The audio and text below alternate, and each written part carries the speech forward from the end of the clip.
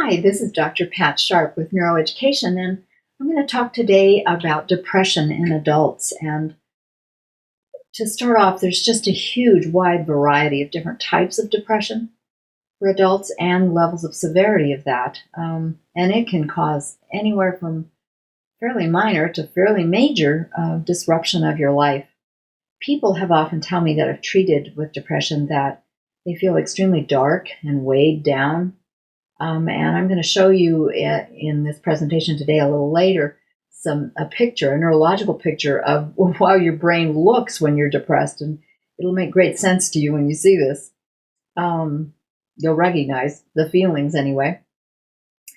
Now, without exception, everyone I've ever treated with depression desperately wants to feel better. They do want to feel happy again. And they're feeling on the edge of losing hope that they could ever be happy again. But I'm here to tell you, there is hope. You can get better. It does get better with time and with treatment. Now, the causes of depression are quite varied. The situational cause is when something traumatic or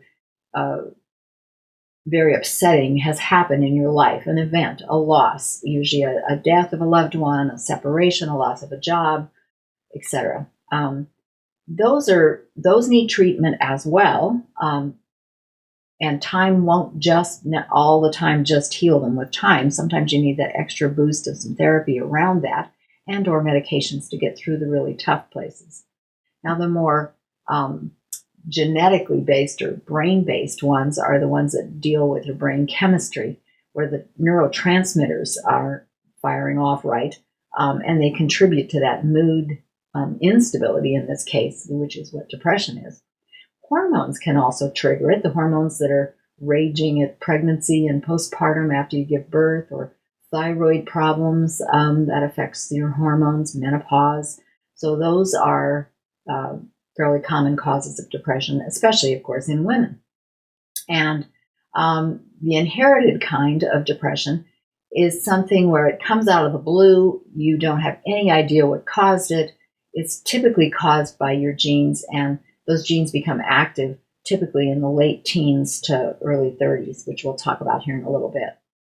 So it can happen at any age, depression, but typically it doesn't really show up until about mid-teens, mid to late teens and upwards into the low 30s.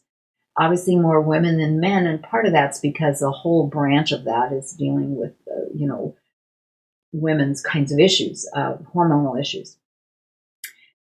Depression can coexist with other mental health disorders like anxiety or eating disorders or PTSD. It's not that you have one or the other. They can really come in combinations, and then they make things worse because there's more to deal with. Another cause or a risk of getting depressed is an abuse of the use of alcohol or drugs of any kind. And alcohol is an immediately sort of a feel-good drug, but then it's like falling off a cliff. And once the buzz wears off, then there's like a double duty dip of not feeling as happy. Otherwise known as kind of a hangover as well. Serious medical conditions can cause depression, like cancer, strokes, chronic ongoing pain, heart disease. Those are all cohabitators of depression. And some medications can contribute to depression, especially high blood pressure medications or sleep medications. While they help you sleep, they may also depress, your whole mood stability balance that you've got as part of your wiring. Now, the symptoms vary, obviously, from person to person, and they vary in severity.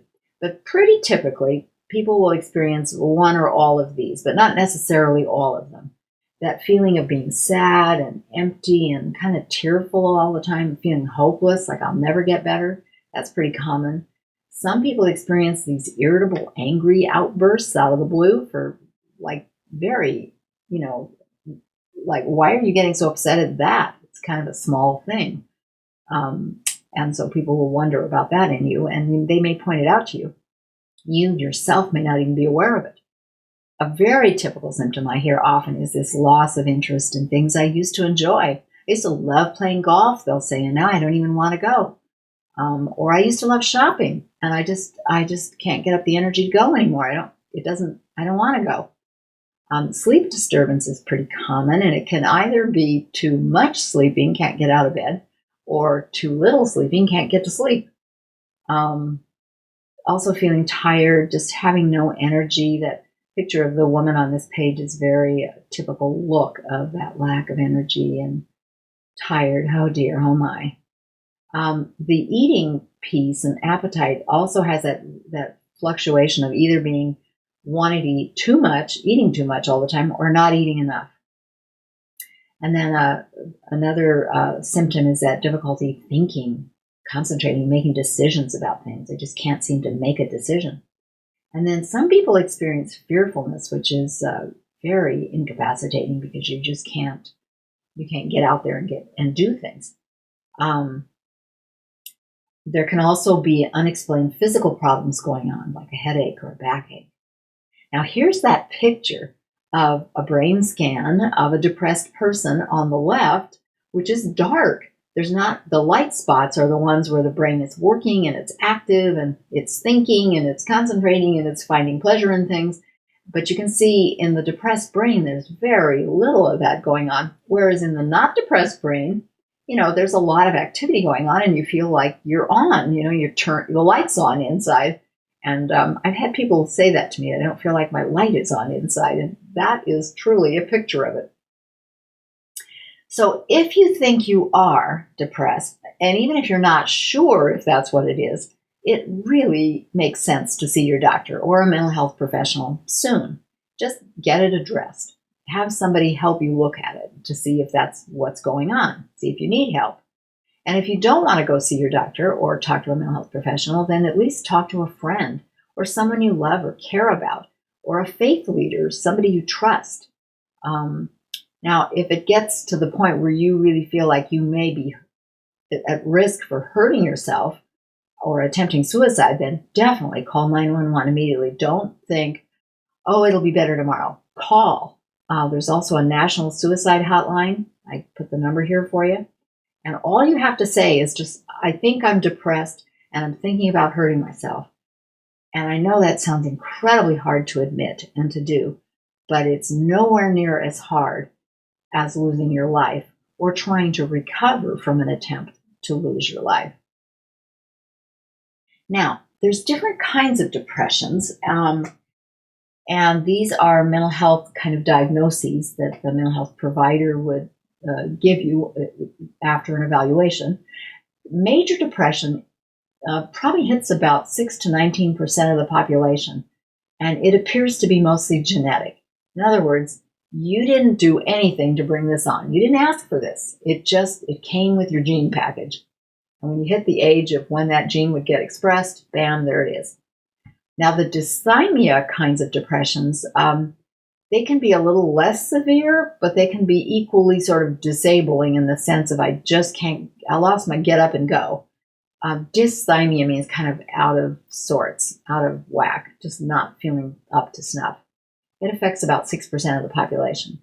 And then the other kind, which is that situational depression, it's the diagnosis code for it is adjustment disorder, because you're trying to adjust to a situation in your life that's upsetting with a depressed mood. So adjustment disorder with a depressed mood.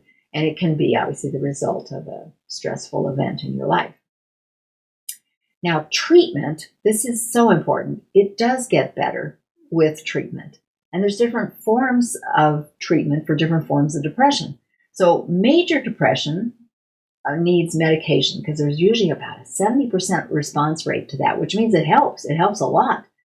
And psychotherapy. So those two in conjunction are really important. It isn't usually just one and not the other. It's both of them. But with that, there's huge result of improvement, and you do get better. Now, the dysthymic disorders are often treated only with psychotherapy, but sometimes that antidepressive med can help, but it's not necessarily always prescribed. So, and you wouldn't know unless you go get it evaluated, which I strongly recommend you do. If you're listening to this, you must be concerned about depression for yourself or someone you love. Now, if you're going to go the medication route, it totally makes sense to look into what's called PGT testing or pharmacogenetic testing. I've put a website there for you to check out. It's one your doctor can look at as well. And it just briefly talks about how this works in terms of, instead of guessing which antidepressant is going to work for your chemistry in your brain, this can take the guesswork out of it because it matches it to the enzymes in your brain that can metabolize that medication better. So that's definitely worth looking at. Thank you for listening. I wish you all the best. Hope and know that you can get better. It is possible.